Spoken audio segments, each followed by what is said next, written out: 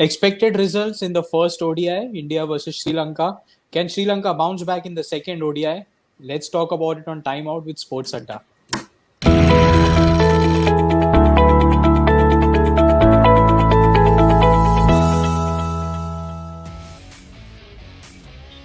Hello, Arun. Expected results in the first ODI. I don't know. Expected result maybe yes, but not the kind of contest I expected. We looked at the numbers before the game and we said a high-scoring venue. Team batting first should look to get 300, 320, 350. Sri Lanka were disappointing. You've got to admit that they weren't good enough on the day. Yeah, I mean, for me, it was an expected result. We spoke about winning the toss being an advantage, if you remember. Also, in our last show, they won the toss. They had the advantage of batting first. But I don't know how Sri Lankan fans are taking it. But 262 right now in a 50-over contest looks like a below par score in most conditions, especially in the subcontinent.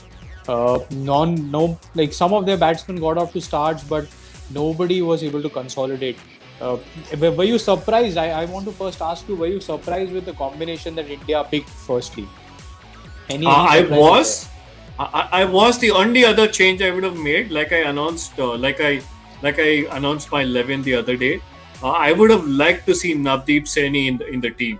Uh, I don't know. I mean, given that Krunal Pandya's bowling was 10 over, we saw surprisingly he was the best bowler and most economical bowler in the match.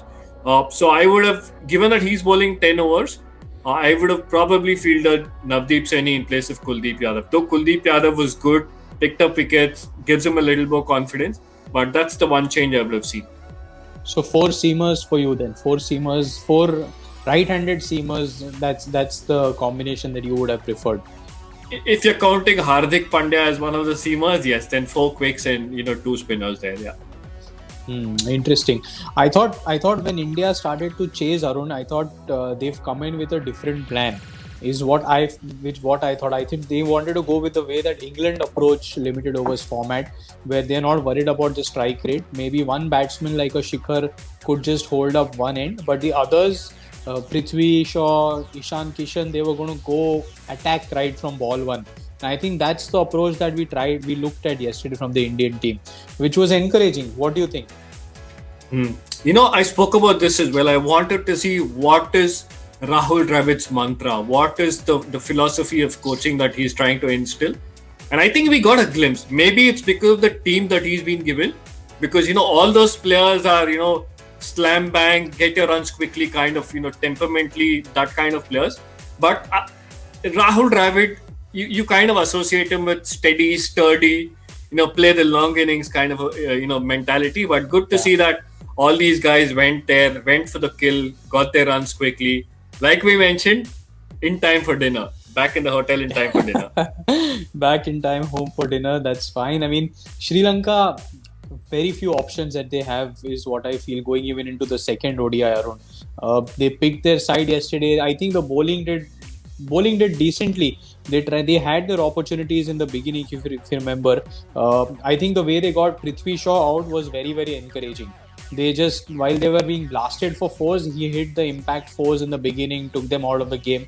But finally, one short ball, the pace hit him on the helmet, got him out the next ball. So, that is the kind of contest that I'm expecting from Sri Lanka. At least have a plan, try and think, get the batsman out. Then maybe you're good enough or not is what you can see. And I think they have the variation in the bowling. So I was more happy with their bowling effort rather than their batting effort. I think they at least tried to do something at various intervals. I'm not sure I'm in complete agreement with you. I thought the batting was a little suspect before the start of the game, but they got to 262. Everybody chipping in with useful runs. I thought the bowling was more experienced, had more variety. I expected them to do better.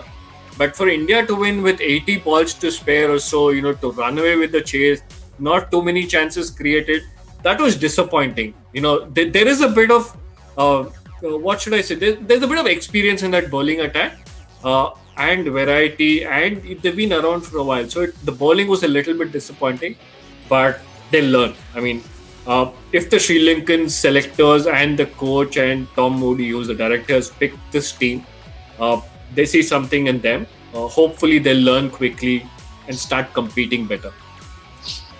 Yesterday, while watching the game, Arun, my mind was going back to another thing. Like next 8-10 months, like I mentioned in our previous show, the quality of cricket, the impact of international cricket, the matches that ICC is going to be allowing, there's going to be a huge shift in that, in my opinion. I mean, yesterday's game, India versus Sri Lanka, usually a blockbuster for broadcasters in the past. Two teams are always competitive, and they have decent viewership whenever they've played ODI format. But I have my reservations looking at the game yesterday. India going and playing against a team which is not strong. How long can you continue to have viewers tuning up for such a game? It's going to be difficult, and there will be a time when sponsors, the kind of sponsors also who are coming on to the uh, to the series, there will be questions that they'll also start asking whether this cricket is really going to be competitive enough. So while I was watching the game, I was imagining all that yesterday, and I was thinking, why not have multiple options for youngsters in Sri Lanka? If you remember, England A had come and once played a Duleep Trophy tournament Peterson in was part India. of the team. They should have initiatives like that, where Sri Lanka comes and gets to play a Vijay Hazare Trophy, for example. It's not going to be so costly, and it's only going to help the impact of the game there. I mean, very frankly, the Mumbai Ranji Trophy team, which won the Vijay Hazare Trophy, Arun, would have competed very well with the Sri Lankan team who played yesterday. I understand where you're coming from, but I'm not so sure Sri Lanka need to do that. Sri Lanka are not a Oman or a Kenya or a UAE or a USA. Sri Lanka are a full member. Akhil, remember that. Full members are expected to have a certain level of competitive cricket. Uh, Sri Lanka have to sort themselves out. Andrew Fidel Fernando has written a piece about how Sri Lanka cricket is destroying themselves. Yeah. Nobody could have said it better. This guy knows Sri Lankan cricket inside out, and they may have the right people. They may have Tom Moody there. They may have Mickey Arthur to look after the team. But if you don't get your structure right, your cricket is going to suffer. You need that vision for, let's say, 10 years, 20 years. That's what is missing. My thoughts for them is, Arun, I look at them continuing to finding it difficult to survive for so long without the broadcast money coming in. And the broadcast money is only going to be coming in if India goes and plays there regularly. Apart from that, to keep getting broadcasters to get good sponsors, they need good teams to come and play them, which is going to be tougher to. I mean, even India going there and playing a test series, that's not happened for 2017. I think was the last time that we traveled there. So for India also, there are going to be priorities. Because of the COVID situation now, we could have two teams and have an opportunity to go and visit Sri Lanka. But the tours are going to get very few and rare now. I mean, the Indian board also will have to be careful about how many teams that they can, how many tours that they can allow the Indian team to go. Because it's like a golden egg, right? Everybody wants to invite the Indian team so that their home broadcast revenues can increase. Correct. Here's a thought, Akhil. This is a proper Sri Lankan team, right? This is their own Yeah. doing. Now, if an India B team or an India C team is able to beat them, and this series is counting as part of the World Cup qualifiers. the World Yeah. Cup Super League, right? Look at this team. Yeah. I mean, they're playing for a spot in the World Cup, Akhil. I mean, are Sri Lanka really serious about that World Cup event in 2023, 22, 23, right? Like, I mean, Yeah. what are the chances of where do Sri Lanka lie in the table right now? The World Cup Super League. I'm just looking at the standings right now. Yeah. Sri Lanka are 12th in the 13-team table. 10 matches. Wow. They won one match, lost 8, and one washout. So 12th in the 13-team table, and they've played 10 matches already, right? I mean, Sri Lanka are going to have an uphill task if they have to qualify that event. They need Yeah, to get it's their sad. house in order quickly. Yeah. It's sad, and it's only 2 years away, Arun. And it's not like they're going to have a plethora of one days to play. There is a T20 World Cup already, which is going to be important. There is another T20 format that is going to happen in Australia next year. So there is already a focus that they have to continue to compete in those tournaments, and they have 2 years now to build a team. I mean, that should be their top priority. I just hope Mickey Arthur is not sacked as a coach before the next World Cup, And that will mean again getting a new coach, revitalizing their strategies, changing the players that they trust. So I just hope they back Mickey Arthur. I was looking at him yesterday, they were showing him on TV. And he was feeling, I mean, I could see the disappointment in his face. He's competed and coached with such excellent teams in the past. This must be feeling like, why are we not competing? I could see that game face on for him. Yeah. Mickey Arthur is actually good television. If you've got a camera trained on him, the reactions he gives you are brilliant. But yeah, I mean, we can talk about Sri Lanka for ages, Akhil. There's so much happening, so much wrong. Just want to highlight a couple of things about yesterday's game. Two things quickly. One is Krunal Pandya's 10 overs. I didn't expect him to bowl 10, but 10 overs to 28 or 29, brilliant. Bhuvneshwar Kumar at the death was a bit of a concern. Yeah. Bhuvi in the IPL gets his Yorkers, right? He needs to figure out a way to do that in the 48th, 50th over in one-day cricket.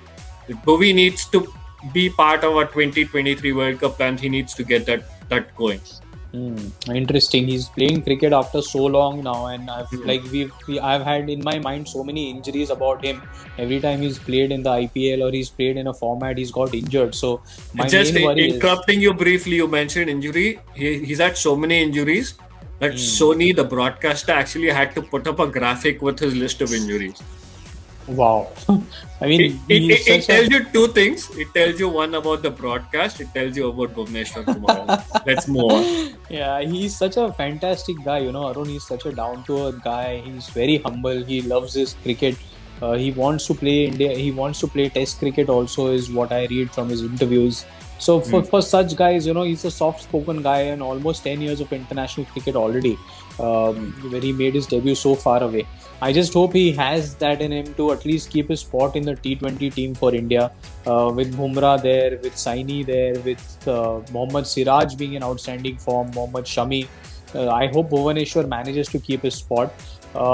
Before we wrap up, Arun, what do you think India will be doing for the second one day? Will they be shuffling their team, or will they want to win the tournament first, win the series first, and then go in for the changes? More of the same. I'm expecting same team, same approach, win the series quite convincingly. Okay, then tough uphill task for Sri Lanka coming up. India clear favorites from our Steve for Sri Lanka, clear favorites India. For both Arun and myself going into the second game. We'll be back here at Timeout with SportsAdda.